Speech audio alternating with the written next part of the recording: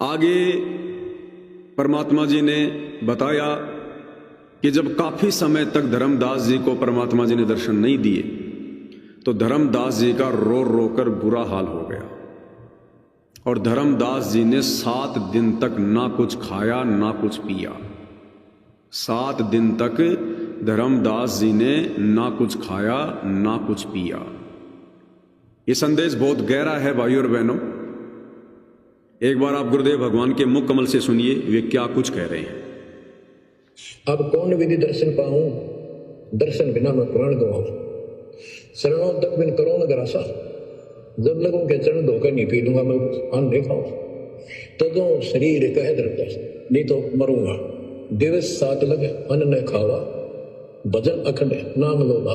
जो नाम दिया था उसमें बैठ कर भक्ति करता रहा, ना कुछ खाया ना पिया। 7वें दिन पर वो प्रगट दिखाए, धर्मदास पद गए उपलाए। 7वें दिन परमात्मा आए, धर्मदास ने पैर तड़पते हुए पड़े पड़े ने पैर पकड़ लिए। दृढ़ श्वासा निपट अधीरा, पड़े चरणन में अक्षीण शरीरा। शरीर बहुत कमजोर हो गया था। धरती में पड़े पड़े ने सरक के वाले के चरण पकड़ लिए। कर गए साहेब तही उठावा, शीश हाथ दे अंक भला। परमात्मा ने उसके अपने हाथ का सहारा देकर उसको खड़ा किया और फिर अपने सीने से लगाया। क्या कह रहे हैं पूज्य गुरुदेव भगवान। बहुत गहरी शिक्षा है, बहुत ही गहरा संदेश है।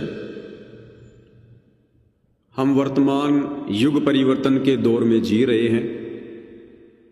2026 मार्च का महीना चल रहा है और अभी से झटके लगने शुरू हो चुके हैं। कभी एलपीजी का संकट, तो अब डीजल और पेट्रोल का संकट, कुछ दिनों बाद में लाइट का संकट हो सकता है, उसके बाद इंटरनेट का संकट, उसके बाद हो सकता है अनाज का संकट। अब संकट ही संकट है।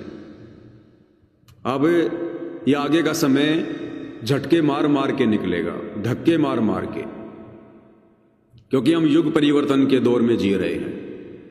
और जब जब धरती पर युग परिवर्तन होता है, इतिहास गवाह है, भयंकर जन हानि होती है, भयंकर धन हानि होती है। अब इस कलयुग की पिछली पीढ़ी में हम 1000 वर्ष के लिए सतलोक कह दो चाहे मिनी सतयुग कह दो, हम उसमें जाने वाले हैं।